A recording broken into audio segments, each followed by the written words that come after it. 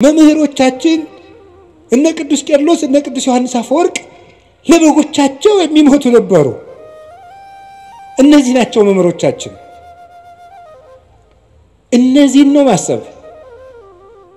ማን እንደላከው የማይታወቀው ሁሉ ሐሳብ አመጣ ቁጥር መረበሽ የለባቸው። መምህሮቻችን እነዚህ ናቸው። ልብ በሉ። የስህተት ትምህርቶችን የሚያስተላልፉ ሰዎች ወይ አድርባዮች ናቸው ወይ ሆዳም ናቸው ወይ ሹመት ፈላጊዎች ናቸው። እንግዲህ ሰው ሲጠፋ ነው እኛ አባ እየተባልን ያለው። አባት ምንላቸው እነዚህ ነው። እንዲህ ነበሩ መምህሮቻችን። ደጋፊ የሚያደራጁ ቲፎዞ የሚያደራጁ እኔ ተነካው ውጡልኝ የሚሉ አልነበሩም መምህሮቻችን። እኛ እንደ እኔ ለራሴ የሌሎች መምህራን አላውቅም። እኔ ለራሴ የአባቶቼ ህይወት የለኝም። የአባቶቼ ትምህርት ግን አለኝ። ተምረናል ትላላችሁ። እስኪ አንብቡ ሂዱና እመቤታችን ምን እንደሚላት ጌታ ምን እንደሚለው ሂዱና አንብቡት። ቤዛ፣ ምትክ፣ ለውጥ፣ ጥብቅና፣ ጠበቃ መሆን፣ መዋጀት፣ አዳኝነት፣ መታደግ እንደማለት ነው። ለጌዛ ቤዛ ሲባል የራሱ ትርጉም አለው። ብዙ ሊቃውንት ብዙ ስላሉበት እዚህ ጉዳይ ብዙ ማለት አልፈልግም።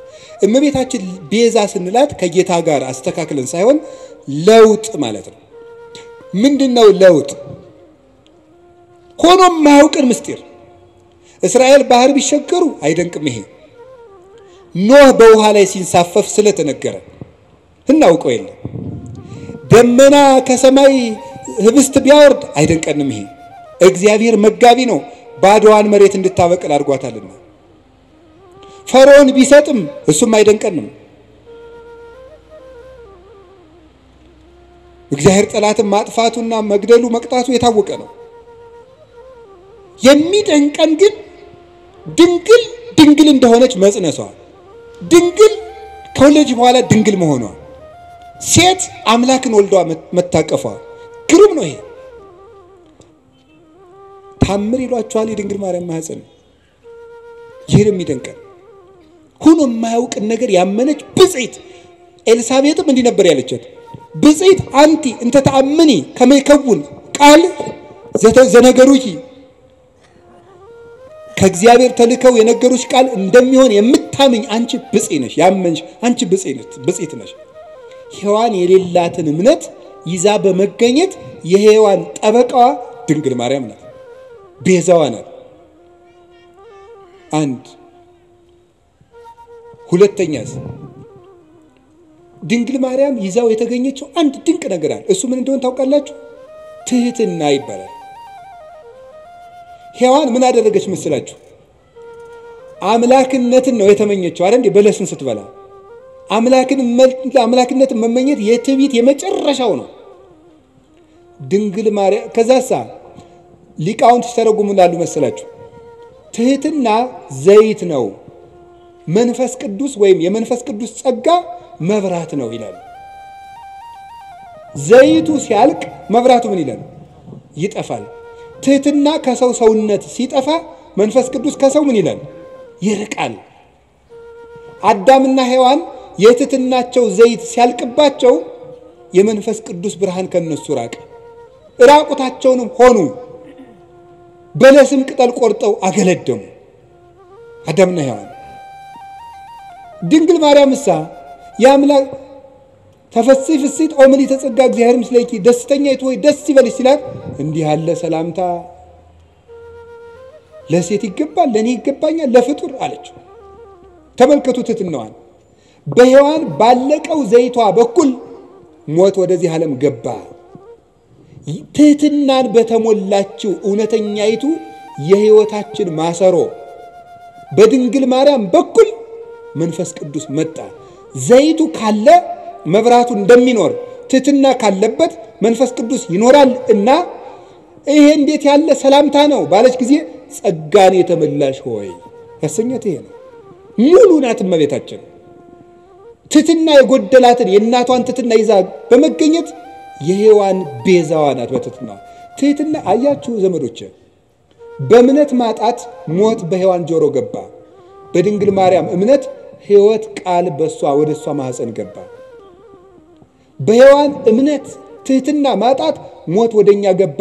በድንግል ማርያም ትህትና ሕይወታችን ክርስቶስ ከሷ እንዲወለድ ሆነ። የትህትናዋ በር ነው አምላክ ልጇ ይሆን ዘንድ ወደሷ እንዲወርድ ያደረገው። ትህትና የቅድስና ሁሉ መሰረት ነውና ይህችን ዓለም መውደድ ልብን ያውካል፣ መንፈሳዊን ታጨልማለችና ዓለምን የናቁ በዲያብሎስ ላይ ዘመቱ መነኮሳት በምስራቅ በለሳ ማር ቅዱስ ሚካኤል አንድነት ገዳም ከትመዋል። ገዳማት በቅዱሳን አባቶች ጸሎት ታጥረው የሚኖሩ ስለ ሀገር ሰላምና አንድነት የሚጸልዩ የመነኮሳት ሰፈር ናቸው። ዛሬ ግን የማር ቅዱስ ሚካኤል አንድነት ገዳም በችግር ላይ ይገኛል። ድርቅ፣ ጦርነት፣ የማረፊያ በአታ ለመኖር የውሃ የመብራት የመንገድ አለመመቻቸት ብቻ ብዙ ወዲህ ገዳሙን አስነቶ ለማቆየት የሚደረግ ግብግብ። አዎ ገዳማውያን ይጣራሉ። ምጽዋት ማድረግ ከእግዚአብሔር የሚሰጥ የርህራሄ ልብ ነው። ዳግመኛ ስማይል ልንገርህማ በእግዚአብሔር ቸርነት የሚሰጥ ምጽዋት ለሰው ማዘን ነው። አንድም አስተካክሎ መስጠት፣ ርህራሄን ገንዘብ በማድረግ ገዳማውያንን እንታደጋቸው። እኔ መልካም ስራ እንደሰሩ አባቶቼ አምናለሁ በሚል ርዕስ ነው የምንማማረው። እስኪ በሉ እኔ በሉ መልካም ስራ እንደሰሩ አባቶቼ አምናለሁ። እስኪ በሉ እኔ በሉ መልካም ስራ እንደሰሩ አባቶቼ አምናለሁ። ሶስተኛ እኔ መልካም ስራ እንደሰሩ አባቶቼ አምናለሁ። ሃይማኖተ አበው ምዕራፍ 62 ከቁጥር 2 ላይ የምናገኘው ኃይለ ቃል ነው። ቃሉን የተናገረው ቅዱስ ዮሐንስ አፈወርቅ ነው የተናገረው። ቅዱስ ዮሐንስ አፈወርቅ እኔ ጌታዬ ኢየሱስ ክርስቶስን በተመለከተ የማምነው እንደ አባቶቼ ነው። እምነትህ እንደማን ነው ቢባል እንደ አባቶቼ ነው። እነዚህ አባቶችስ እነማን ናቸው ብላችሁ ብትጠይቁኝ ሐዋርያት፣ ሰማዕታት የእውነት ምስክር ሆነው መከራ የተቀበሉ እና እስከ ዛሬ ድረስ መልካም የሰሩ ቅዱሳን ናቸው ይላል። እንግዲህ ቅዱስ ዮሐንስ አፈወርቅ ሕይወቱን ታውቁታላችሁ። እጅግ ጌታን የሚወድ ክርስትና ከተነሳበት ቀን ጀምሮ ስቆ የማያውቅ በጌታ ፍቅር የተነደፈ ብሉያትንና ሐዲሳትን የገብስ ሳይፈተግ ከነቀንዱ በሚዛን እየመጠነ ትንሽ እየቀመሰ የተማረ በዋሻ በበዓት ተከቶ ብሉያትን ሐዲሳትን ከተማረ በኋላ ሲጸልይ አንተ አዲስ ዳንኤል ነህ ብለው ጴጥሮስና ጳውሎስ መጥተው የመሰከሩለት በራእይ አስተምር።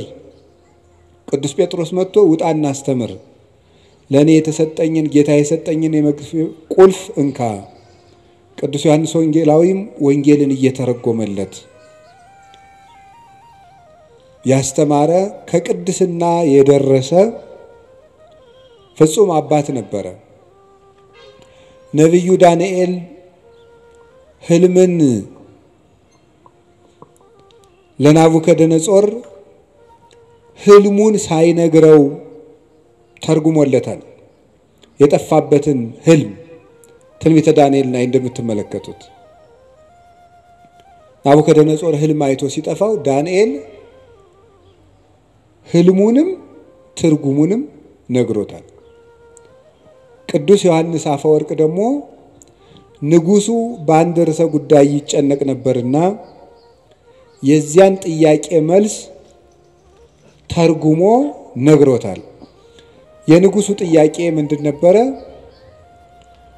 ኢያይመራ ዮሴፍ እስካመ ወለደት ወልደ ዘበኩራ ዮሴፍም የበኩር ልጇን እስከምትወልድ ድረስ አላወቃትም የሚል ነው። የማቴዎስ ወንጌል ምዕራፍ 1 ላይ ያለ ዮሴፍም የበኩር ልጇን እስከምትወልድ ድረስ አላወቃትም የሚለውን ንጉሱ ይጨነቃል። አወቀ በመጽሐፍ ቅዱስ እገሌ እገሊትን አወቃት ማለት ሴትና ወንድ አንድ በሚሆኑበት ግብር አንድ ሆኑ ማለት ነው። ታዲያ እመቤታችንን ዮሴፍ የበኩር ልጇን እስከምትወልድ ድረስ አላወቃትም ማለት ከዚያ በኋላ አውቋታል ማለት ነው እያለ ንጉሱ ይጨነቅ ነበር። ከዕለታት አንድ ቀን ንጉሱ ቴዎዶሲዮስ ጥያቄው መምህሩን ዮሐንስ አፈወርቅን ሲያገኝ ጥያቄው ይጠፋዋል። ሲሄድ ትዝ ይለዋል። ከዕለታት አንድ ቀን ተጫወተው ሲለያዩ መምህር አንተን ሳገኝ ጥያቄ ይጠፋኛል፣ ከሄድክ በኋላ ይረብሸኛል አለ። ምንድነው ጥያቄውን ነገረው። የበኩር ልጇን እስክትወልድ ድረስ አላወቃትም ማለት ከዚያ በኋላ አወቃት ማለት ነው አለው።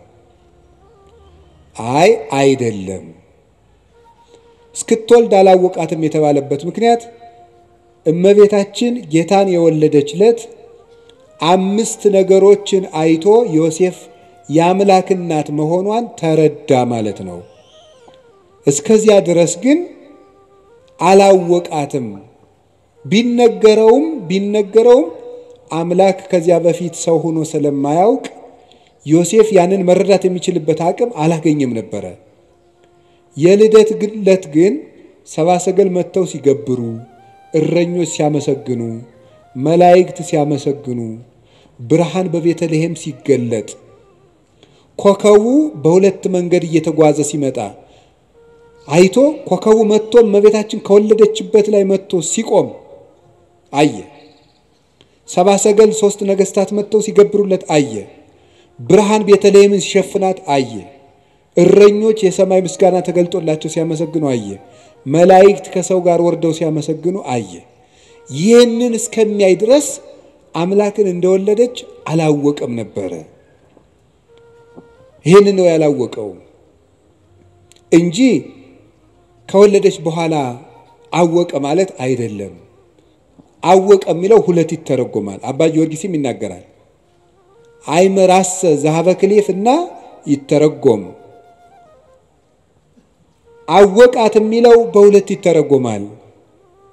ሀበ አይምሮ ወእያይምሮ፣ በማወቅና ባለማወቅ፣ ሀበ ሩካቤ ወኢሩካቤ፣ ወይም ወንድና ሴት አንድ በመሆናቸውና ባለመሆናቸው ይተረጎማል። በእውቀት ይተረጎማል። በእውቀት በማወቅ አዲስ ነገርን በመገንዘብ በመረዳት ይተረጎማል። አላወቃትም ማለት ወላዲት አምላክ መሆኗ ጭንቅ ሆኖበት ነበረ። ስትወልድ ግን ተረጋገጠለት ማለት ነው። በዚያውም ላይ ፍጻሜ የሌለው እስከ ነው።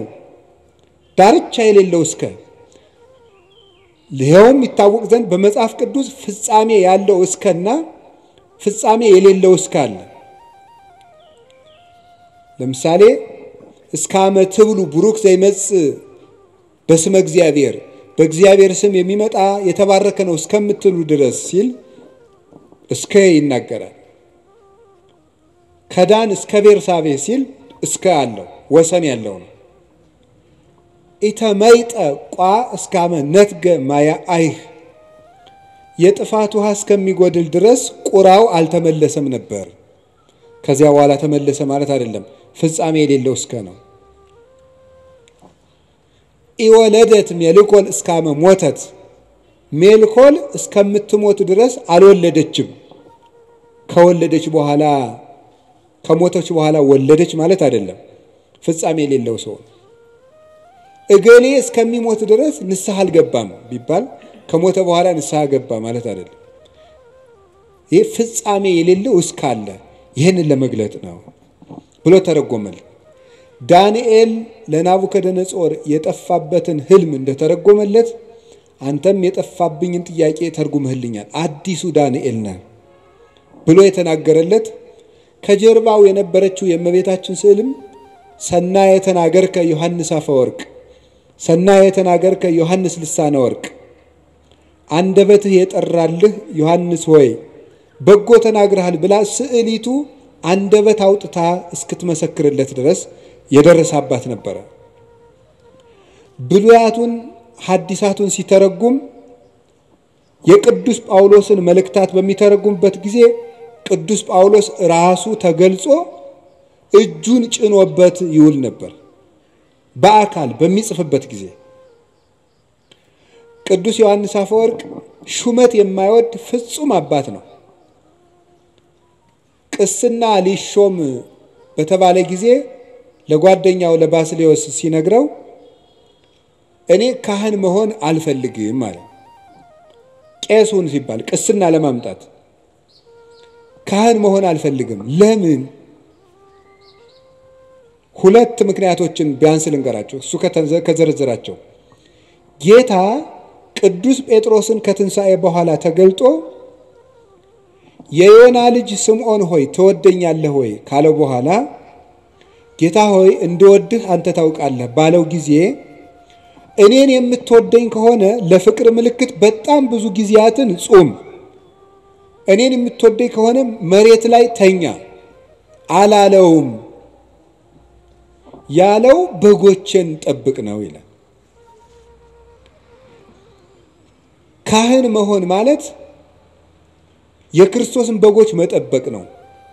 ለክርስቶስ የምናሳየው የመጨረሻው ፍቅርም በጎቹን መውደድና መጠበቅ ነው።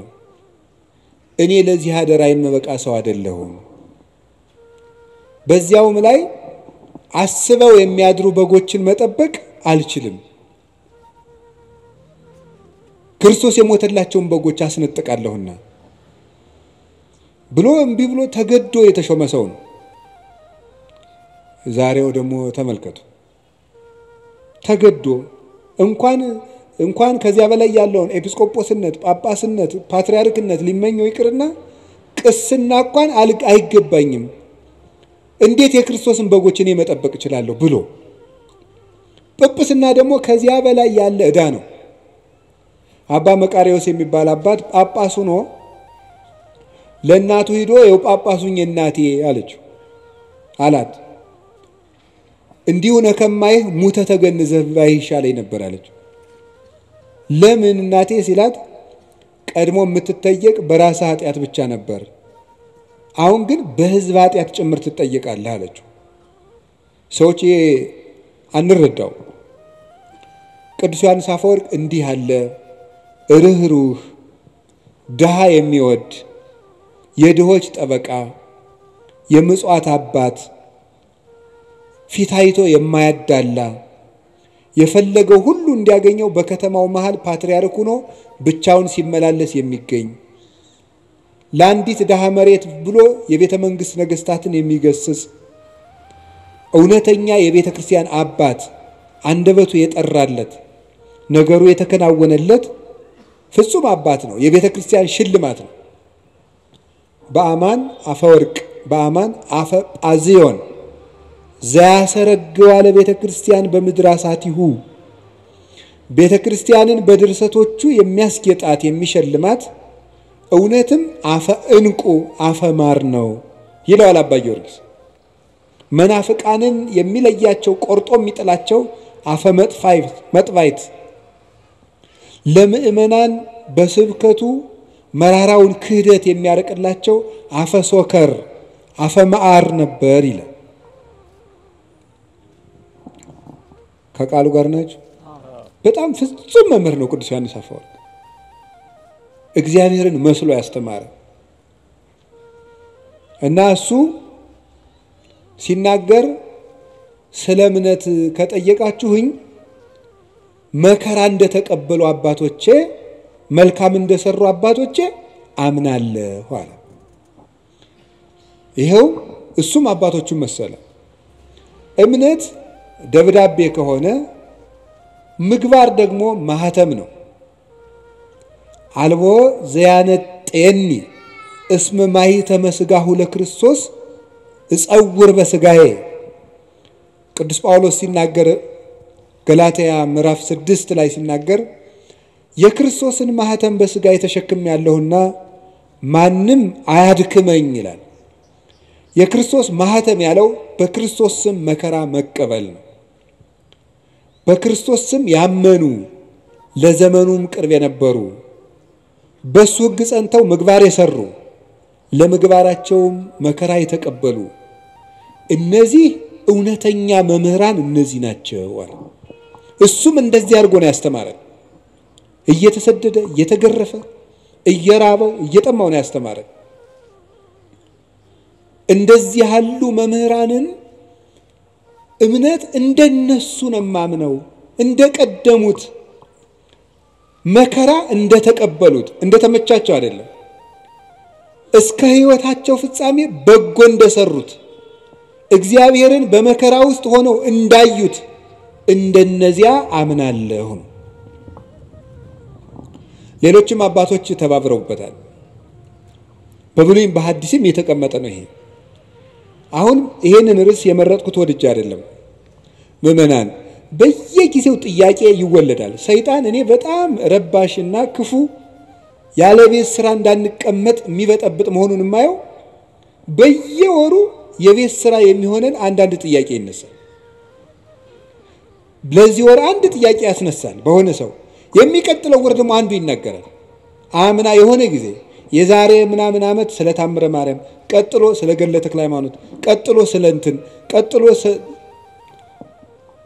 እና እናንተ ይሄ ሁሉ ጥያቄ በተነሳባችሁ ቁጥር ምንድነው ማድረግ ያለባችሁ ነው መንገር የፈለኩት እሱ ነው። በየጊዜው ወይም ቤታችን የሚያጣጥል ወይ ቤተክርስቲያን የሚያጣጥል ወይም ክብር የሚቀንስ ሲመጣ ምንድነው መፍትሄው ነው? መፍትሄው እንደ አባቶቻችን ማመን። እስኪ እንደ አባቶቻችን ማመን በሉ። እንደነማን ማመን ያለብን? እንዴት እንዳሉት አባቶቻችን እስቲ መከራ እንደተቀበሉት በሉ። እስከ ሕይወታቸው ፍጻሜ በጎ እንደሰሩት በሉ።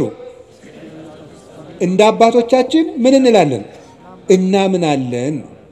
እንደ ትናንትናዎቹ ነው የምናምን። ዛሬ ያገኘነው እግዚአብሔር የለም። ሃይማኖት በውሳኔ የሚገለጥ አይደለም። ሰዎች ተሰብስበው የሚወስኑት አይደለም። የተገለጠ እውነት ነው። የተገኘ ሐሳብ አይደለም። የተወሰነ ሐሳብም አይደለም። ስምምነትም አይደለም። የተገለጠ እውነት ነው። እግዚአብሔር ተገልጧል፣ አይተነውማል። ከሱ ጋር የበላን የጠጣን እኛ ነን ይላል ቅዱስ ጳውሎስ። በብዙ ነገር ወበብዙ መክፈልት አይዳአ እግዚአብሔር ለአበዊነ በነቢያቲሁ እምትካት።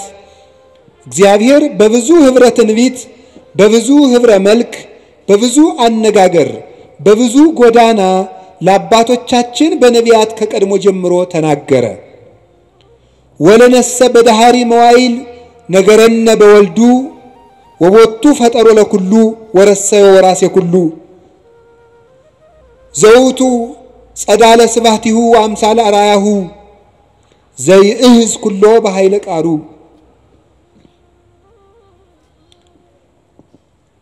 ምን ይላል? ለኛ ግን በመጨረሻው ዘመን ዓለምን በቃልነቱ ከዊን በፈጠረበት ባህሪውን ባህሪ አድርጎ ሁሉን ወራሽ በሆነ የአብ ባህሪው በሆነ የአብ የክብሩ ጸዳል በሆነ አምሳለ አራያሁ በመልክ የሚመስለው በባህሪ የሚተካከለው ዘይዝ ኩሎ በኃይለ ቃሉ ሁሉን በእጁ በያዘ ባንድ ልጁ ተናገረን ይላል። ባንድ ልጁ ተናገረን። እሱም ወለሊሁ ገብረ በአካለ ህላወሁ በዛነጽ ኃጣዊነ። እሱም በገዛ ደሙ ኃጢአታችንን ካነጻ በኋላ ወነበረ በየማነ እበዩ ዘበሰማያት በግርማው ቀኝ ተቀመጠ። እስመ ብሂለ ነቢር ያእምር ሀበ ዘኢተልእኮ። ተቀመጠ ማለትም ተልእኮ የለበትም ማለት ነው ይላል ቅዱስ ዮሐንስ አፈወርቅ ሲተረጉመው ዕብራውያን ምዕራፍ 1 ከቁጥር 1 እስከ 3 ያለው። ስለዚህ እግዚአብሔር ተገልጧል። አንደኛ ዮሐንስ ምዕራፍ 1 ላይ ምን ይላል? ንሕነ ንነግረክሙ ንዜንወክሙ በይንተ ነገረ ሕይወት ዘሃሎ እምቅድም ዘሰማይናሁ ወዘርእይናሁ ወዘገሰሳሁ እደዊነ። እኛ ግን በጆሮአችን የሰማነውን በዓይናችን ያየነውን በእጃችን የዳሰስነውን የሕይወትን ቃል እንነግራችኋለን ይላል። እግዚአብሔር ተገልጧል።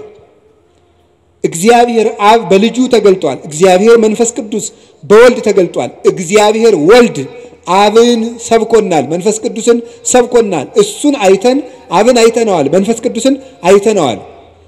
ለእግዚአብሔርሰ አልቦ ዘርእዮ ግሙራ አላ ውእቱ ወልድ ኃይል ዘሃሎ ውስተ ጽናውሁ ውእቱ ነገረነ። እግዚአብሔርን ያየው አንድስ እንኳ የለም፣ በቅፉ ያለ በእሪናው ያለ አንድ ልጁ እሱ ነገረን እንጂ ተብሎ እንደተነገረ ዮሐንስ 1 ቁጥር 18 ላይ እግዚአብሔር ወልድ እግዚአብሔር አብን እግዚአብሔር መንፈስ ቅዱስን እንድናውቅ ነግሮናል። እውነት ተገልጧል፣ ሕይወት ተገልጧል። ነይነሰ ነአምር ከመ መጽአ ወልደ እግዚአብሔር ወሀበነ ልበ ከመ ናይምሮ ለእግዚአብሔር በጽድቅ ወሃለውነ በአሚን በወልደ እግዚአብሔር ዘውቱ እግዚአብሔር ዘበአማን። እኛ ግን የእግዚአብሔር ልጅ እንደመጣ እግዚአብሔርን እናውቅ ዘንድ ልብ እንደሰጠን እናውቃለን። በእግዚአብሔር ልጅ በማመንም እስከ ዛሬ ድረስ አለን። እርሱም እውነተኛ የባሕርይ አምላክ እግዚአብሔር ነው። አንደኛ ዮሐንስ ምዕራፍ 5 ቁጥር 20 ላይ እግዚአብሔር ወልድ ተገልጧል። ያንን የተገለጠውን እውነት ነው የምንኖረው። ሃይማኖት ወስነን አናውቅም። ሃይማኖት ተስማምተን አልሰራንም። ሃይማኖትን ፈልገን አልተገኘንም። ሃይማኖት ተገልጦልን ያዝነው። ከዚህ በኋላ ሌላ መምህር አይመጣም። የመምህራን ማህተም ኢየሱስ ክርስቶስ ነው። መምህራችን ኢየሱስ ክርስቶስ ወይ ሲባል በቅዳሴ ያልሰማችሁም? የመምህራን ራስ የመምህራን ማህተም እሱ ነው።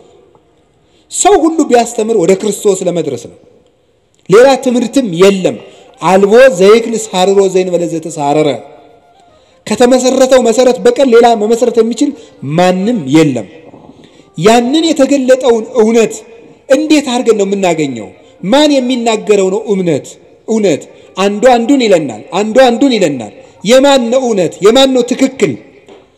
ትናንትን ስናይ እውነትን ማወቅ እንችላለን።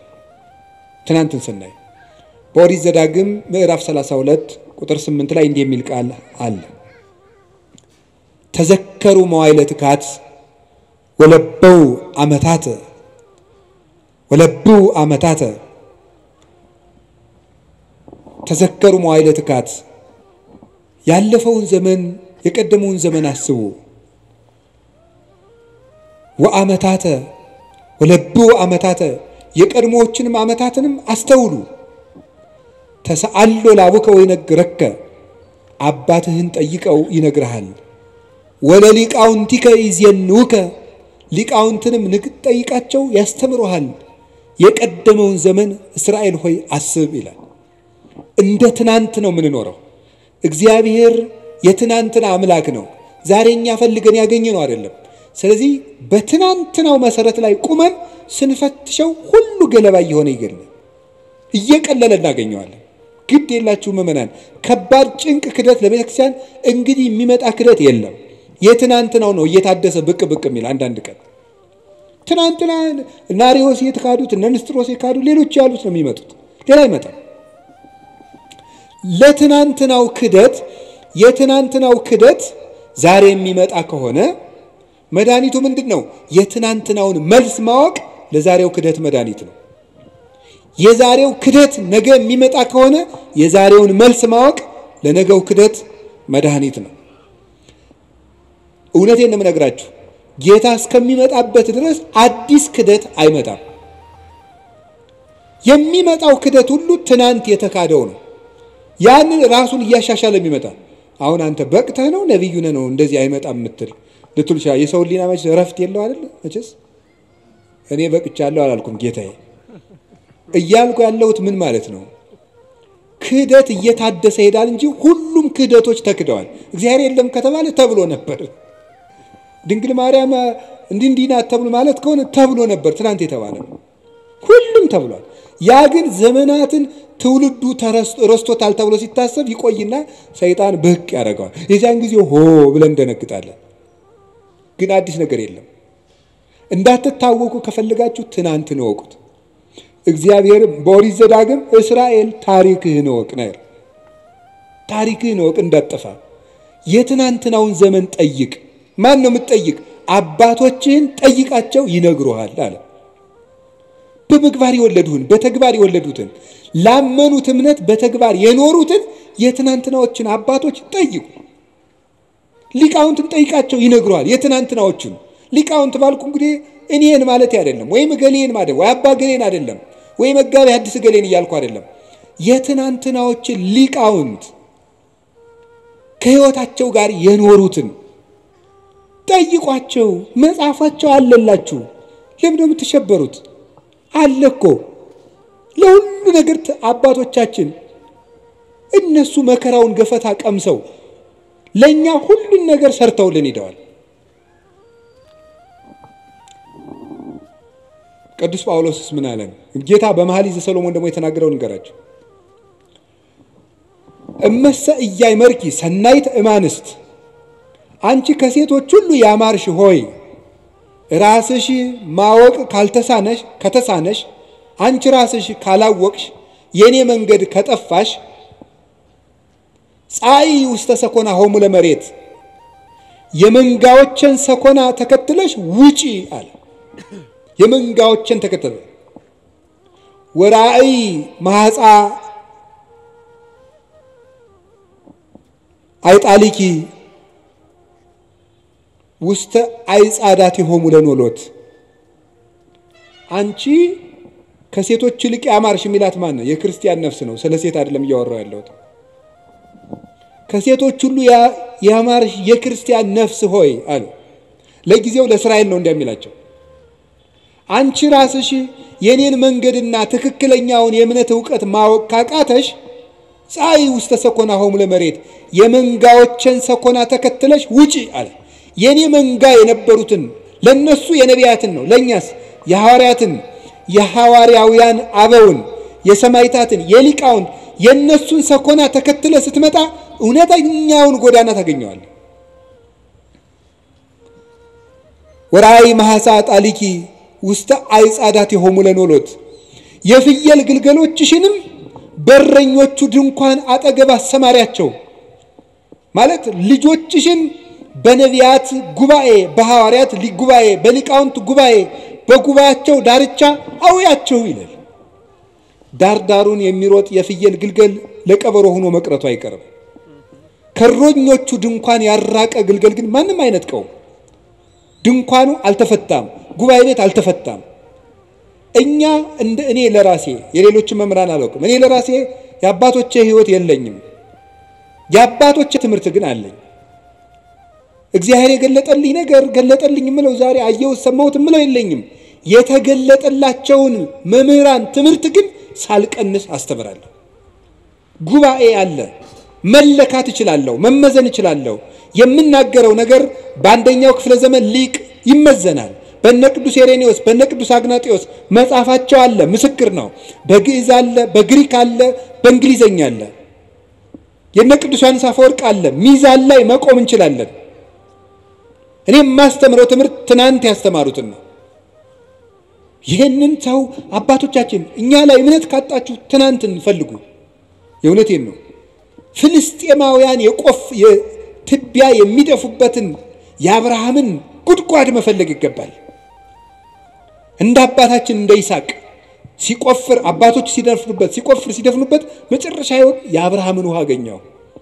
ይህ በእውነተኛው የሐዋርያዊ ምንጭ ላይ ትቢያ የሚነሰንሱበት ፍልስጤማውያን ናቸው። የእግዚአብሔር ወገን ያልሆኑ መናፍቃን ማለት ነው። አንተ ግን ጉድጓዱን እስከምታገኘው ድረስ ቆፍር። ትናንት ነይ ሂዱ። የቅዱስ ኢሬኔዎስ መጽሐፍ እስኪ አንብቡት። እስኪ መጽሐፍ እኮ አለላችሁ፣ ሞልቶላችኋል። ኤጌኔስ ዘሄሬሲስ የሚል መጽሐፍ አሁን አለላችሁ፣ አንብቡት እስኪ ሂዱና። በእንግሊዘኛ አለ፣ ተምረናል ትላላችሁ። እስኪ አንብቡ ሂዱና። እመቤታችን ምን እንደሚላት ጌታ ምን እንደሚለው ሂዱና አንብቡት። የነ ቅዱስ አግናጢዮስን መጽሐፍ እዩት አለላችሁ። አይ ቁጭ ብሎ እኮ ነው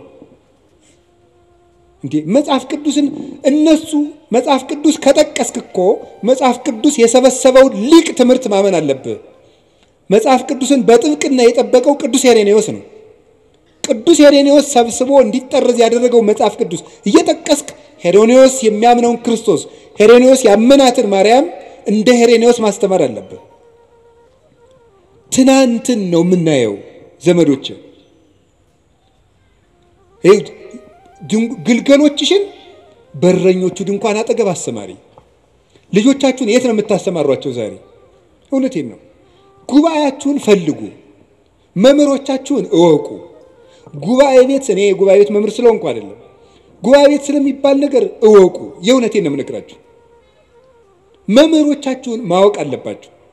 አጥኑ እስኪ የኢትዮጵያ ቤተክርስቲያን የትምህርት ሰንሰለቷ ምንድነው ብላችሁ እስኪ ጠይቁ። አንድ ሰው በአንድ ዘመን ላይ የሆነ ትምህርት ይዞ ብቅ ሲል በምንድነው የምንለካው? በትናንት ትናንት ስንል ሉተርም ትናንት ነው፣ ሊዮንም ትናንት ነው 451 ላይ። ግን ከዚያ በፊት የነበሩት ከዚያም ቀጥሎ ያሉት የትናንትናውን ያረሱ የትናንትናውን ያረሱ ሲሄድ ከነቢያት ሰንሰለት የሚደርስ እንደዚያ የሆነ እንደሆነ ነው። ቅዱስ ጳውሎስ ደግሞ ምን አለ? ተዘከሩ መኳንንቲክሙ ዘነገሩክሙ ቃል እግዚአብሔር።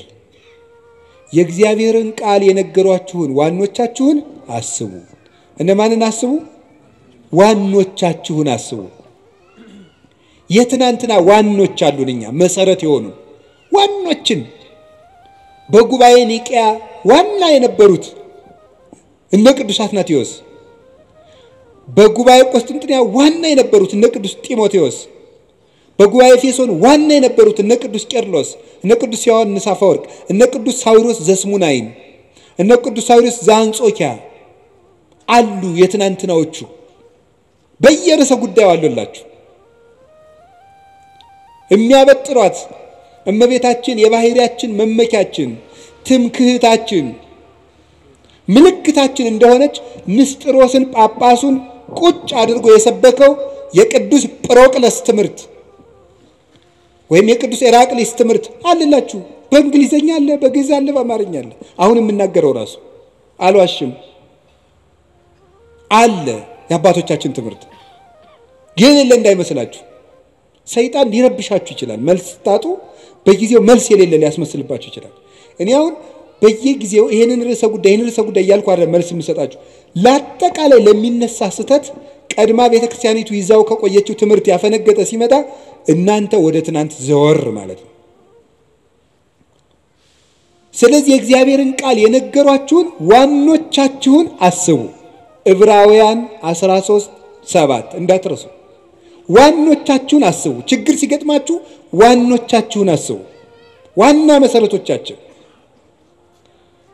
እንዴት ነው ዋኖቻችን የምናውቀው? እንዘትር የእዩ ሰናየ ግዕዞሙ፣ መልካሙን ስራቸውን እያያችሁ ምሰሏቸዋል። መልካሙን ስራቸውን እያያችሁ ምሰሏቸው። ለእምነታቸው የኖሩ ናቸው።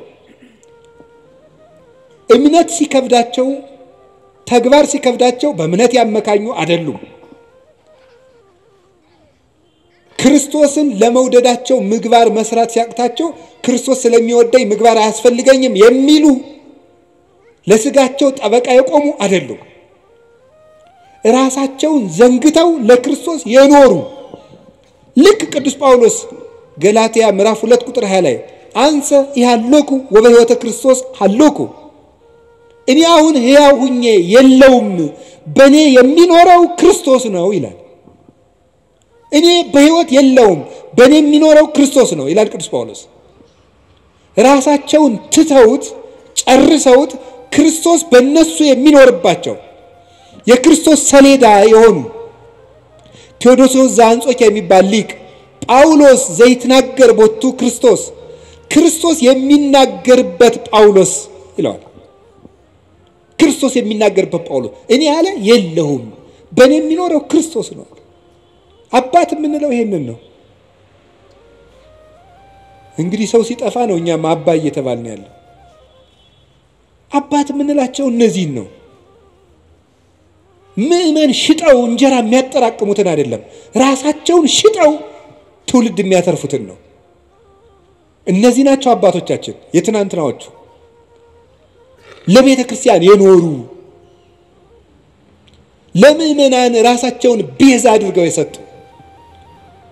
ቅዱስ ዮሐንስ አፈወርቅ ንግስቲቱ የድሃ መሬት ቀምታ ስታስቀድስ የድሃ መሬት ሳትመልሽ ማስቀደስ አትችይም ማለት አልመልስም ማለት ካልመለሽ ታዲያ አንቺ የምድር ርስት ቀምተሽ የሰማይ ርስት ታገኛለሽ ማለት አትችይም። እግዚአብሔር የፍትህ አምላክ ነው እንዳትቆርብ ያውግሽሻለሁ አለ። አሰድድሃለሁ አለችው። አሰድጅኝ የፈለግሽውን አድርጊ። ስታሰድደው ምን እንዳደረገ ታውቃላችሁ? እሱ ምን አለ? ኧረ እባካችሁ ዮሐንስን ተው በሉት አሰድደዋለሁ ስትል ይልቁንስ ስታሰድደኝ በሌሊት እንድታሰድደኝ ነው ንገሯት። ምእመናን መምህራችን አናሰድድም እያሉ ከሷ ጋር ጠብ ገጥመው እንዲሞቱብኝ አልፈልግም ማለት እንዲህ ነበሩ መምህሮቻችን። ደጋፊ የሚያደራጁ ቲፎዞ የሚያደራጁ እኔ ተነካው ውጡልኝ የሚሉ አልነበሩም። መምህሮቻችን እነ ቅዱስ ቄርሎስ እነ ቅዱስ ዮሐንስ አፈወርቅ ለበጎቻቸው የሚሞቱ ነበሩ። እነዚህ ናቸው መምህሮቻችን። እነዚህን ነው ማሰብ። ማን እንደላከው የማይታወቀው ሁሉ ሐሳብ አመጣ ቁጥር መረበሽ የለባቸው። መምህሮቻችን እነዚህ ናቸው።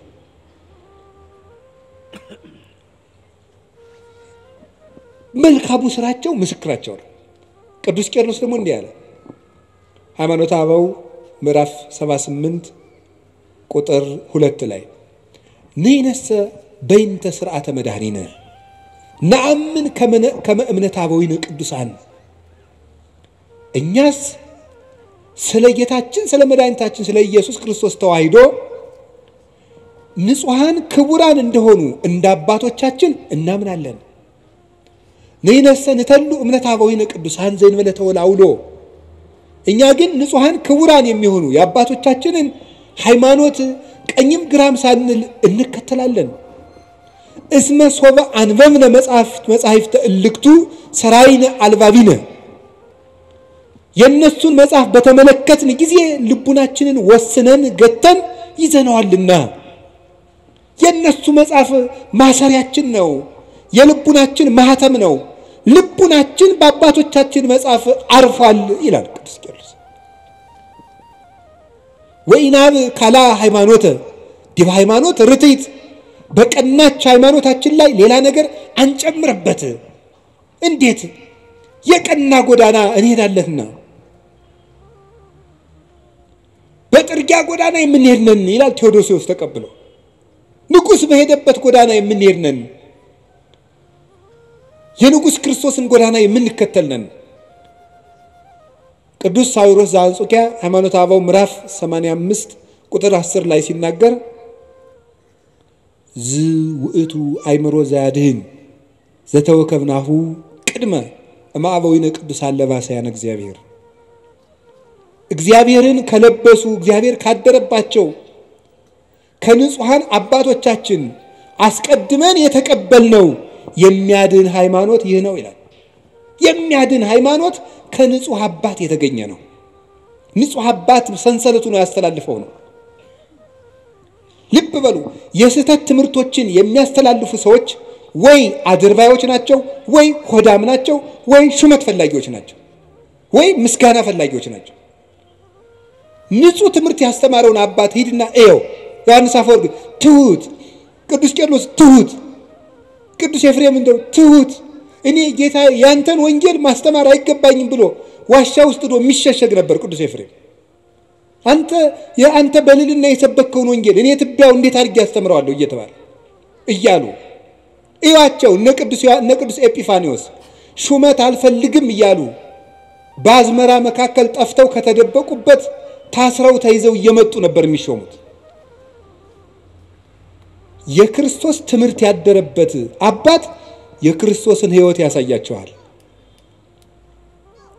እንደው አባቶቻችን ይሄን የዕብራውያንን ሲተረጉሙ የቀደሙ አባቶቻችን ዋኖቻችሁን አስቡ የሚለውን ሲተረጉሙ በጎ እውነተኛ እምነት ያለው ምግባር የሌለው መምህር ቢኖር ይላል። መከተል ይገባል አይገባም? ምግባር ያለው አንደበቱ የለሰለሰ ሃይማኖቱ የጠመመ አባት ቢኖር መከተል ይገባልን ቢሉ ይላል። ይሄን አይገባም፣ በለሰለሰ ምግባሩ እያታለለ ወደ ክደት ያደርሳልና። የሃይማኖቱ የቀና መምህር ግን ከሆነ ምግባር እንኳን ባይኖረው እያደር ይሰራዋል ይላል። አሁን ላለው አሁን ያለ መምህር ታዲያ ቅዱስ ካልሆነ አንስማው ብትሉ እናም እንዲያማ ከሆነ እኔ ማርፌ እቀመጣለሁ። ምስጢሩ ምንድነው? አሁን ያለን መምህር የምንሰማው የትናንትናዎቹን እስካስተማረን ድረስ ነው። ከዚያ ከወጣ ቆርጠን እንጥለዋለን። ለስጋ በሚመች ፈጠራ ልቦለድ ለነገስታት በሚመች የሚሰብክ ከሆነ መምህራችን አይደለም። መቅድመ ኩሉ ሐሊ ከመትጽና በርትዕት ሃይማኖት፣ ከሁሉ አስቀድመ በቀናች ሃይማኖት መጽናትህን አረጋግጥ፣ አጽና፣ አስብ። ወባይቱ ኢታጥሪ ዘንተ ማበስጋ ወደም። ግን ይሄንን ሃይማኖት ከስጋዊ መምህር አገኘዋለሁ አትበል። ቅዱስ አትናቴዎስ ሃይማኖተ አበው ላይ ሲናገር አስቀድመህ ወዳጄ ከሁሉም ስራ አስቀድመህ የቀና ሃይማኖት እንዳለህ እርግጠኛ ሆነ። የቀና ሃይማኖትን ግን ምድራዊ ነገር ከሚያሳድድ ሰው አገኘዋለሁ አትበል። እስመ ለሊሁ ይቤ ብፁዕ አንተ ስምዖን ወልደ ዮና እስመ ይከሰተ ለከ ዘንተ ዘሥጋ ወደም። ጌታችን ኢየሱስ ክርስቶስ ራሱ ስምዖን ሆይ ብፁዕ ነህ ይሄንን ስጋዊ ደማዊ አልገለጠልህም ብሎ ያመሰገነው ቅዱስ ጴጥሮስ የሰማይ ዕውቀትን ስለተናገረ እንጂ የምድር ዕውቀትን ቢናገር አያመሰግነውም ነበር ይላል ቅዱስ አትናቴዎስ። ስለዚህ ዘመዶቼ እንደ አባቶቻችን መከራ እንደተቀበሉት እናምናለን። በየትኛውም ርዕሰ ጉዳይ ቢሆን እናምናለን። ሰሞኑን እመቤታችን ቤዛ ትባላለች አትባልም የሚል ጥያቄ በጣም ብዙ ምዕመናን ስትጠይቁኝ ስለነበረ ሐሳቡን ካነሱት አባት ጋር ግንኙነት የለኝም። ብዙ ጊዜ ሰዎች ለሚያነሱት ሐሳብ እኔ መልስ የማልሰጥበት ምክንያት ሰዎቹ እንዲድኑ ስለምፈልግ ነው። በሌላ ትምህርት አስተምሮ ሰዎቹ ከዚያ እንዲጠገኑ ማድረግ የተሻለ ነው እልክ ከማስያዝ ብዬ ስለማስብ ነው። ግራ ነገር ልንገራችሁ። እኔ አሁን እመቤታችን ቤዛ ትባላለች አትባልም የሚለውን መልስ ከመመለሴ በፊት እንዲህ ያለ ጥያቄ ሲመጣባችሁ ምንድነው ማድረግ ያለባችሁ? ቅድም የነገርኳችሁ ምንድነው ማድረግ ያለባችሁ? ስለዚህ ጉዳይ የትናንትና አባቶቻችን ምን ብለዋል ነው። ምን ብለዋል? ቅዱስ ያሬድ ምንድነው ያለው? አባ ጊዮርጊስ ምንድነው ያለው? ቅዱስ ጎርጎርዮስ ዘንዚናዙ ምንድነው ያለው? ህሊናዋን በመጠበቋ ስጋዋን ጠብቃ ንጹህ ሆና በመኖሯ ፍጹም እምነትን በመያዟ she became the advocate of Eve ነው የሚለው። ከእንግሊዘኛው ቀጥታ ስለወሰድኩት የሔዋን ጠበቃዋ ቤዛዋ ሆነቻት ነው የሚለው ቅዱስ ጎርጎርዮስ ዘንዚናዙ።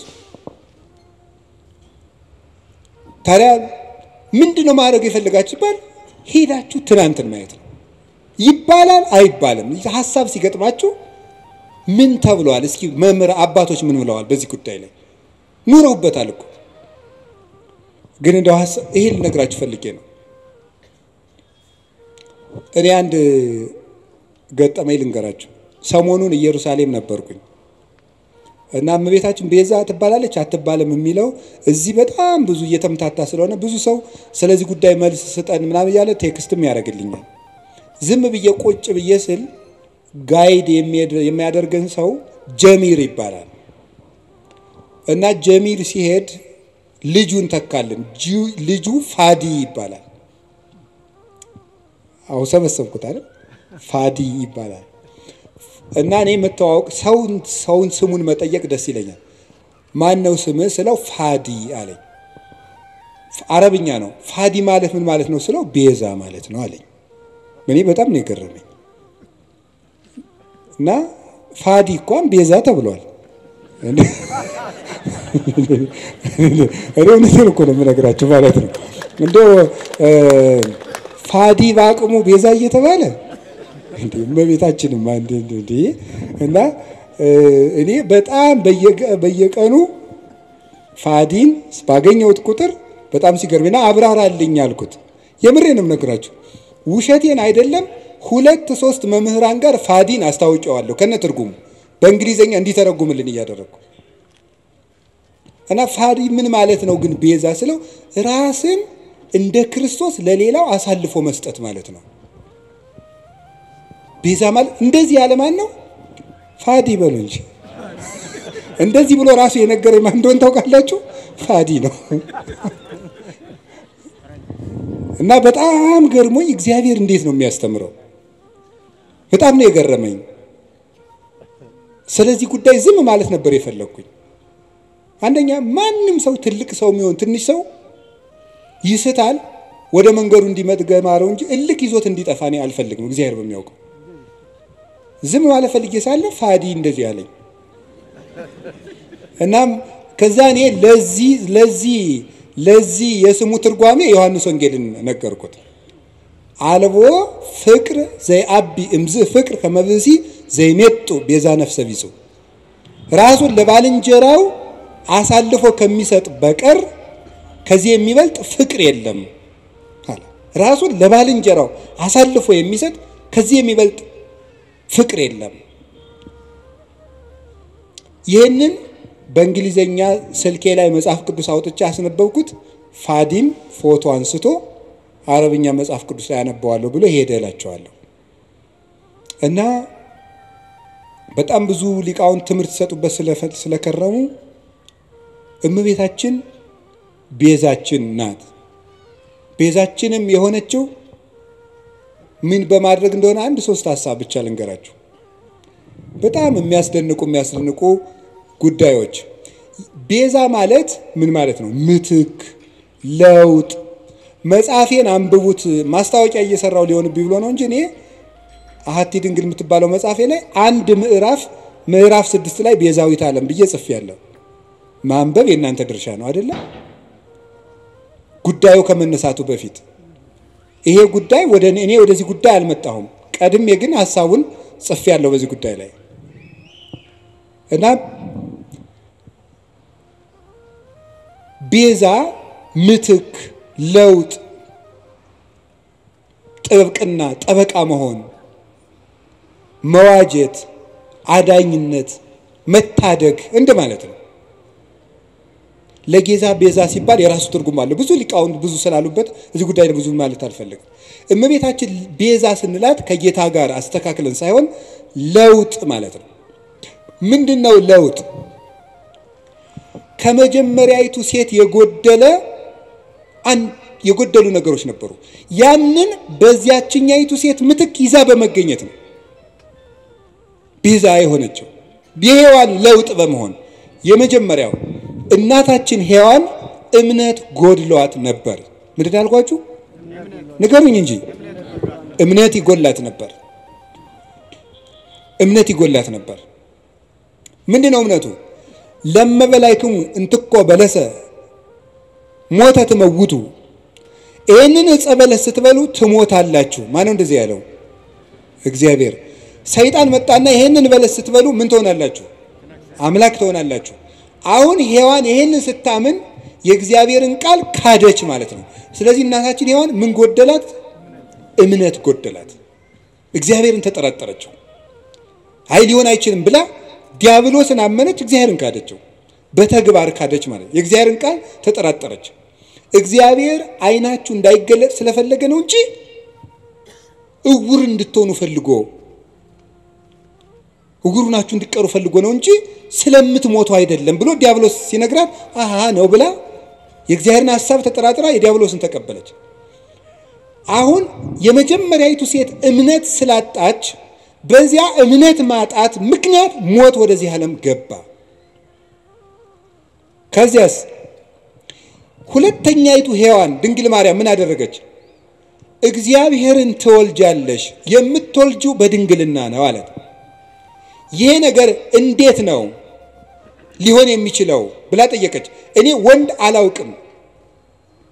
ቅዱስ ጎርጎርዮስ ዘንዚናዙ ይሄን ሲተረጎመው ወንድ አላውቅም ማለት እስከ ጭራሹ ከወንድ ጋር የመኖር ሐሳብ የለኝም ማለቷ ነው ይላል።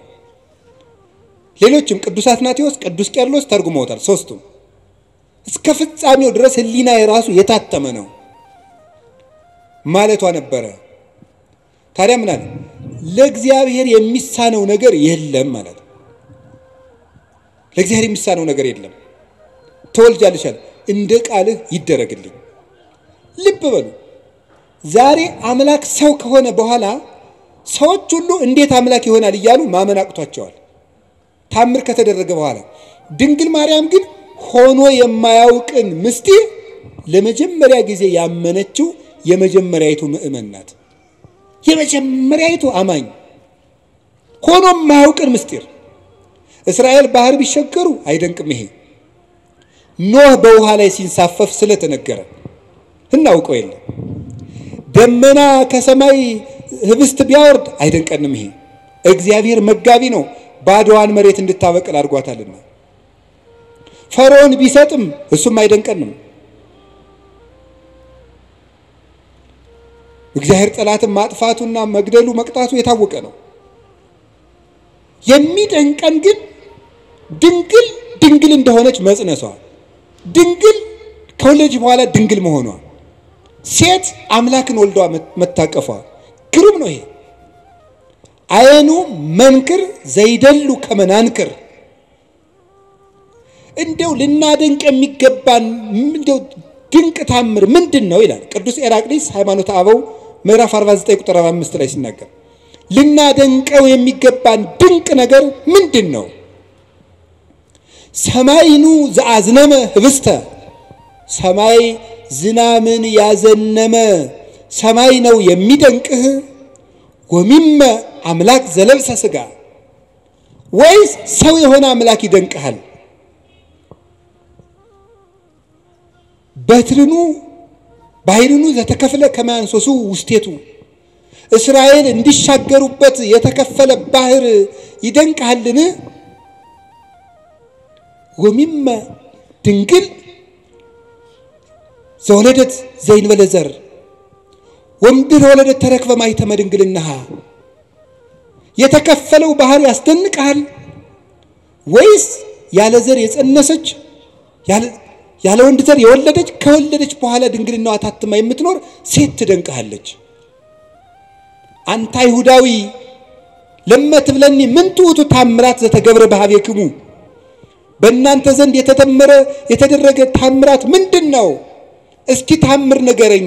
ክርስቲያኖች የምትመኩበት ምን ታምራላችሁ የምትለይ ከሆነ ምን ትውቱ ጽንስ ዘይንበለ ዘር ወወሊድ ዘይንበለ መወልዲት ወምድረ ወለደት ተረክበ ማኅተመ ድንግልና። አንተ ያለ ዘር መጽነስ ምንድነው? ከወለደች በኋላ ድንግል መሆን ምንድነው? ኮኩኒ ዛንቃ ማየ፣ ውሃ ያፈለቀ አለት ይደንቅሃልን? ወሚመ መስቀል ዘቀደሰ ዓለመ፣ ወይስ ዓለምን የቀደሰ መስቀል ይደንቅሃል? ምን ትውቱ ስርቀተ ስብሐተ እግዚአብሔር፣ የእግዚአብሔር ብርሃን በቤተልሔም መገለጡ ምንድነው? ስብሐተ ኖሎት የእረኞች ምስጋና ምንድነው? ወውረተ ኮከብ በክሌፍና ኮከቡ ከሰው መሃል እየተሰወረ ብቻውን እየተገለጠ መሄዱ ምንድነው? ሐዊር በውስተ ባሕር እንዘ ይርህስ ሀገሪሁ፣ እግሮቹ ሳይረጡበት በባህር ላይ መራመድ ምንድነው? ሐዊር አንካሳን ያንካሶች መሮጥ ምንድነው? የሙታን መነሳት ምንድነው? ተገሰጽ እምዝንቱ ታምር ወስግድ ለዘተሰቅለ፣ ይህን ታምር አይተህ አንተ ሰው ተገሰጽ ተማር፣ ለተሰቀለው አምላክም ስገድ ይላል። ታምር ይሏቸዋል የድንግል ማርያም ማኅፀን። ይህን የሚደንቀን ሆኖ የማያውቅን ነገር ያመነች ብጽዕት ኤልሳቤጥም እንዲህ ነበር ያለቻት፣ ብጽዕት አንቲ እንተ ተአምኒ ከመ ይከውን ቃል ዘነገሩኪ፣ ከእግዚአብሔር ተልከው የነገሩሽ ቃል እንደሚሆን የምታምኝ አንቺ ብጽዕት ነሽ። ያመንሽ አንቺ ብጽዕት ነሽ። ሔዋን የሌላትን እምነት ይዛ በመገኘት የሔዋን ጠበቃዋ ድንግል ማርያም ናት፣ ቤዛዋ ናት። አንድ ሁለተኛስ ድንግል ማርያም ይዛው የተገኘችው አንድ ድንቅ ነገር አለ። እሱ ምን እንደሆነ ታውቃላችሁ? ትህትና ይባላል። ሔዋን ምን አደረገች መስላችሁ? አምላክነትን ነው የተመኘችው አይደል? በለስን ስትበላ አምላክነትን መመኘት የትዕቢት የመጨረሻው ነው። ድንግል ማርያም ከዛሳ ሊቃውንት ሲተረጉሙላሉ መሰላችሁ ትህትና ዘይት ነው፣ መንፈስ ቅዱስ ወይም የመንፈስ ቅዱስ ጸጋ መብራት ነው ይላሉ። ዘይቱ ሲያልቅ መብራቱ ምን ይላል? ይጠፋል። ትህትና ከሰው ሰውነት ሲጠፋ መንፈስ ቅዱስ ከሰው ምን ይላል? ይርቃል። አዳምና ሔዋን የትህትናቸው ዘይት ሲያልቅባቸው የመንፈስ ቅዱስ ብርሃን ከነሱ ራቀ። ራቁታቸውንም ሆኑ። በለስም ቅጠል ቆርጠው አገለደሙ አዳምና ሔዋን። ድንግል ማርያምሳ ያምላክ ተፈሥሒ ፍሥሕት ኦ ምልዕተ ጸጋ እግዚአብሔር ምስሌኪ ደስተኛይቱ ሆይ ደስ ይበልሽ ሲላት እንዲህ ያለ ሰላምታ ለሴት ይገባል፣ ለኔ ይገባኛል፣ ለፍጡር አለችው። ተመልከቱ ትሕትናዋን። በሔዋን ባለቀው ዘይቷ በኩል ሞት ወደዚህ ዓለም ገባ። ትሕትናን በተሞላችው እውነተኛይቱ የሕይወታችን ማሰሮ በድንግል ማርያም በኩል መንፈስ ቅዱስ መጣ። ዘይቱ ካለ መብራቱ እንደሚኖር ትሕትና ካለበት መንፈስ ቅዱስ ይኖራል እና ይሄ እንዴት ያለ ሰላምታ ነው ባለች ጊዜ ጸጋን የተመላሽ ሆይ ያሰኘት ይሄ ነው። ሙሉ ናት እመቤታችን። ትሕትና የጎደላትን የእናቷን ትሕትና ይዛ በመገኘት የሔዋን ቤዛዋ ናት። በትሕትና ትሕትና አያችሁ ዘመዶች፣ በእምነት ማጣት ሞት በሔዋን ጆሮ ገባ። በድንግል ማርያም እምነት ሕይወት ቃል በሷ ወደ እሷ ማህፀን ገባ። በሔዋን እምነት ትሕትና ማጣት ሞት ወደኛ ገባ። በድንግል ማርያም ትሕትና ሕይወታችን ክርስቶስ ከሷ እንዲወለድ ሆነ። የትሕትናዋ በር ነው አምላክ ልጇ ይሆን ዘንድ ወደ እሷ እንዲወርድ ያደረገው። ትሕትና የቅድስና ሁሉ መሰረት ነውና ከቃሉ ጋር ናችሁ።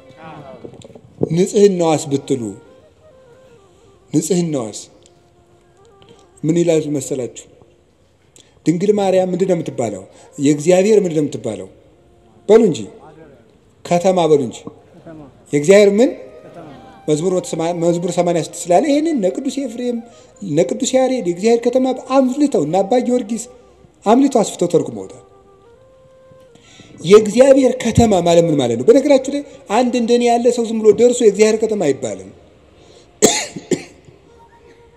ትንሽ ያላት እንቅልፍ የላት እንደሚባለው አንደኛ ቆሮንቶስ ምዕራፍ 3 ቁጥር 16 ላይ እናንተ የመንፈስ ቅዱስ መቅደስ ናችሁ ይላል ብሎ ሊጠቅስ ነው። አንዱ ሩጦ እንደዚህ ነው የሚለው። በነገራችሁ ላይ መናፍቃን እኛ አንድ ጥቅስ ስንጠቅስ ያኛውን የማናውቀው ነው የሚመስላቸው።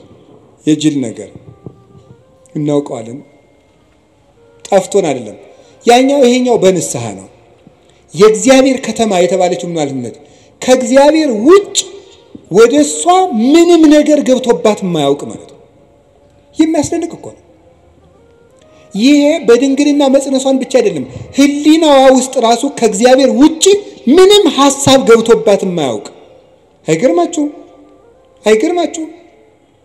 ሐሳቡ የታጠረለት ፍጡር የት ይገኛል? እስቲ የፈለገ ገሊት ድንግል ናት፣ ገሌ ድንግል ነው ይባላል። በሐሳቡና በሐሳቧ ግን ስንቱን ነውታል። በሐሳባችን ስንቱን በድለናል። ድንግል ማርያም ግን ሐሳቧ የታጠረ ቅዱስ አትናቴዎስ የገለጣት መንበር የምትገልጠው እሷን ነው። መኑ ውእቱ ዘከማከ ዘከለለ መንበሮ በእሳት፣ አቤቱ መንበሩን በእሳት ያጠረ እንዳንተ ያለው ማን ነው? መንፈስ ቅዱስ የጋረዳት ናትና ፍጹም ንጽሕት እርግማን የሌለባት መርገም ያልወደቀባት ምልዓተ ኃጢአት ያላገኛት ቃሏ ቅዱስ ቅዱስ ድንግል ሐሳቧ ድንግል ስጋዋ ድንግል ልቡናዋ ድንግል የሆነች እመቤታችን ናት። ለዚህ ነው በስድስተኛው ወር ገብርኤል መልአክ ወደ ምን ድንግል ሄደ ነው የሚለው። በሉ እንጂ ለእግዚአብሔር ወደ ታጨች ወደ ምን ነው የሚለው? ወደ አንዲት ድንግል። ለምንድን ነው አንድ ድንግል የሚላት? እንደሷ ያለ ድንግልና ያለው ማንም የለም። ስጋው ድንግል ቢሆን አፉ አይደለም፣ አፉ ድንግል ቢሆን ሐሳቡ ድንግል አይደለም። ሁሉ የተሞላላት እመቤታችን ናት። እግዚአብሔር ደግሞ በንጹህ የሚያድረው ንጹህ ስለሆነች እመቤታችን አደረት። አቀባ ጰራቅሊጦስም ከርሰ እማ መንፈስ ቅዱስ ከእናቷ ማህፀን ጀምሮ ጠበቃት። ወኢረኩሰት በምንትኒ እምዘፈጠራ ከፈጠራትም ጀምሮ ምንም በምን አላደፈችም። እንዴት ሆና ነው ከሰው ተገንታ የሰው እርግማን ያላረፈባት? ከመእምጽቡር ጽሩየ ገብራ ጭቃ ወርቅ ከጭቃ ሲገኝ ጭቃው እንደሌለበት ሁሉ ከተረገመው ከአዳም ልጅ ባህሪ ስትወለድ እርግማን ያላገኛት ንጽሕት ዘር ጽጌ ሃይማኖት ዘጸገየት በማይከል አስዋክ ይላታል ቅዱስ ያሬድ። በሾ መካከል አብባ የተገኘች የሃይማኖት አበባ ጽጌረዳውን እሾህ አጥሮት አበባው ላይ ግን እሾህ የለም። በተረገመ ሰውነታችን ውስጥ ከተረገመ ሰዎች ተወልዳ ርግማን የሌለባት አበባ እመቤታችን ናት። የመጨረሻውን አንድ ነገር ልንገራችሁ። እመቤታችን ሔዋን ምን አላደረገችም? ድንግል ነበረች። ይሄን ያስተማረው ማን ነው? ድንግል ማርያም በድንግልናዋ የሔዋን ጠበቃ ሆነች። ቅዱስ ዮሐንስ አፈወርቅ ነው እንዲህ ያለው። ያቺ ድንግል ነበረች፣ ድንግልናዋን ግን አፈረሰችው። ለምን? ድንግልናዋን ለዲያብሎስ ጆሮ በመስጠት አፈረሰች። ይችኛይቱ ድንግል ግን የመላኩን ቃል በማመን ድንግልናዋን ጠበቀች። ስለዚህ ሔዋን ቤዛዋ ናት። የተቀደሰችው ምድር ናት። ኦሪት ዘጸአት ምዕራፍ 3 ቁጥር 15 ላይ ቁጥር 5 ላይ ምን አለው እግዚአብሔር ሙሴን? ሙሴ የቆምክባት ምድር የተቀደሰች ናትና ጫማህን አውልቅ አለው። የተቀደሰች ምድር የቆምክባት ምድር የተቀደሰች ናት። ኦሪት ዘፍጥረት ምዕራፍ 4 ቁጥር 17 ላይ ግን ምዕራፍ 3 ቁጥር 17 ምን የሚል ቃል ታገኛላችሁ? አዳም መሬት አንተ ወትገብ ውስጥ መሬት ነህ፣ ወደ መሬትነት ትመለሳለህ። እርግምተ ትኩን ምድር በእንቲአከ ምድር ባንተ ምክንያት የተረገመች ትሁን። ሶከ ወአሜከላ ለውቁልከ እሾህና አሜከላ ይብቀልብህ አለው። ምድር ባንተ ምክንያት የተቀደሰች ትሁን፣ የተረገመች ትሁን አለው። ምድር ሙሴን ደግሞ የቆምክባት ምድር የተቀደሰች ናት አለው። እንዴት ነው ምድር የተረገመች ከሆነች የተቀደሰች ምድር የተገኘችው? በተረገመ ምድር ውስጥ ሙሴ የቆመባት መሬት የተቀደሰች እንደተባለች በተረገመው ሰውነታችን መሃል እርግማን ያላረፈባት የተቀደሰችው አማናዊ ሊቀ ካህናታችን ንጉሳችን ኢየሱስ ክርስቶስ የቆመባት ቅድስቲቱ ምድር ድንግል ማርያም ናት። ምን አለ ቅዱስ ዮሐንስ አፈወርቅ? ተፈሥሒ ኦግዝቴ ቅድስት ድንግል ምድር ቅድስት እንተበጽሐኪ እግዚአብሔር እንዘይዚያ እንዲህ በደመና ብሩህ ወዋዓ ውስቴትኪ። እግዚአብሔር በብሩህ ደመና ተጭኖ መጥቶ በማህፀንሽ ያደረ ቅድስት ምድር እመቤቴ ማርያም ሆይ ደስ ይበልሽ ያለት ለዚህ ነው። ቅድስት ምድር ርግማን የሌለባት ሰውነቷን ንጹህ አድርጋ ጠብቃ ያቀረበች እሷ ናት። መጨረሻ ላይ የምነግራችሁ ድንግል ማርያም ለሔዋን በመታዘዝ ቤዛዋ ናት። እስኪ በመታዘዝ በሉ። በምን? በመታዘዝ ሔዋንን አትብይ ወይም አዳምን አትብላ። ይሄ ምንድን ነው? ትእዛዝ በሉ እንጂ አፍርሰው ምን አሉ? በሉ። ባለመታዘዛቸው ምን መጣ? ሞት። በአንድ ሰው አለመታዘዝ ሞት ወደዚህ ዓለም ገባ አይደለም የሚለው? ገባ። አለመታዘዛቸው። ይችኛይቱ ድንግልስ እውነተኛይቱ ድንግል ማርያም እሷሳ ምንድናት? ታዘዘች። አምላክን ተወልጃለሽ፣ እሺ ይደረግልኝ። መታዘዝ። ቀጥሎስ ልትወልድ 9 ወር ሞልቷት ልትቆጠሪ መንገድ ሂጂ፣ እሺ። እንዴ እምትወልጂው ንጉስ ነው ታብዬ ሲያበቃ የምድር ንጉስ ሊቆጥረኝ መሄድ ምንድነው ያላለች? እሺ ብላ የታዘዘች። እሺ ወልዳሳ ሲያበቃ ወደ ግብጽ ሂጅ፣ እሺ። ወደ ግብጽ ስትሄድ ስንት ዓመቷ ነው? የ15 ዓመት ልጅ መንገድ ሄዳ ማታውቅ አገር ማታውቅ ከ600 ኪሎ ሜትር በላይ በእግሯ በእስራኤል የብርድ ወራት ነው የተሰደደችው። ቸነፈር እያሳደዳት አውሬ ይገጥማት አታውቅ። ሂዳ የምታርፍበት ቤት ዘመድ የላት። እሺ ተንከራተተች፣ ተሰደደች። ተመልሰሽ ናዝሬት ነይ። እሺ እና እሷ ቤዛ ያልሆነች ማንም ይሆነ ሁሉን እሺ እያለች እየታዘዘች አንድ ቀን አንደበቷን ገልጣ ያላማረረች ከማመስገን በቀር ልጇ ውሃውን ጠጅ አድርግ ልጄ ጊዜ ገና አልደረሰም። እሺ ጊዜ ገና አልደረሰም ያላት ይላል ቅዱስ ጎርጎርዮስ ዘንዚናዙ በዕለተ ዓርብ ባንቺ ልጅነቴ የምታዘዝበት ቀን ገና አልደረሰም እያላት ነው ይላል። ደሙን አፍሶ ስጋውን ቆርሶ ግን እነሆ ያንቺ ልጅ እንደመሆኔ የምታዘዝበት ቀን ዛሬ ነው። ይሄው ልጅሽ በዮሐንስ አንፃር ራሱን ነበር ይሄው ልጅሽ የሚላት። እነሆ ልጅሽ ሂጅ ከሱ ጋር። እሺ እንደ ድንግል ማርያም ያለ ታዛዥ በምድር የለም። እግዚአብሔር የሚፈልገው ምንድነው? የሚወደኝ ቢኖር ቃሌን ይጠብቃል። ቃሉን በመጠበቅ ለሔዋን ቤዛ ሆና አምላክ እንዲያድርባት የአምላክ እናት ለመሆን የበቃች እመቤታችን ቅድስት ድንግል ማርያም ነው። እምነቷን፣ ትህትናዋን፣ ታዛዥነቷን፣ ፍጹም ድንግልናዋን፣ ንጹህ ሕዋሳቷን ይዛ በመቅረብ ለልብሰተ ሥጋ የሔዋን ቤዛዋ ናት። እንዲህ ያለውን ነገረ ማርያም እና ነገረ ክርስቶስ ጥሩ ስራ እንደሰሩት መከራ እንደተቀበሉት አባቶቻችን እናምናለን።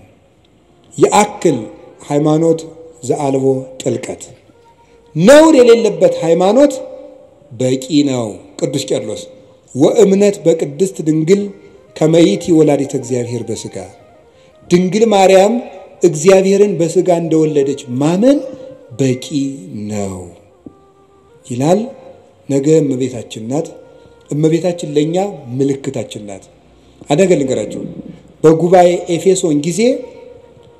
ኤፌሶን ጊዜ ንስጥሮስ ሲመጣ ምን ይዞ እንደመጣ ታውቃላችሁ? 50 ወታደሮችን አስጭኖ ነው የመጣው። ወደ ጉባኤ ሲመጣ ቅዱስ ቄርሎስ ወደ ኤፌሶን ሲሄድ ምን ይዞ ነው? ወላዲተ አምላክ የሚል ጽሑፍ እንደ ታፔላ ጽፎ ከጳጳሳት ፊት ለፊት አድርጎ ነበር የደረሰው።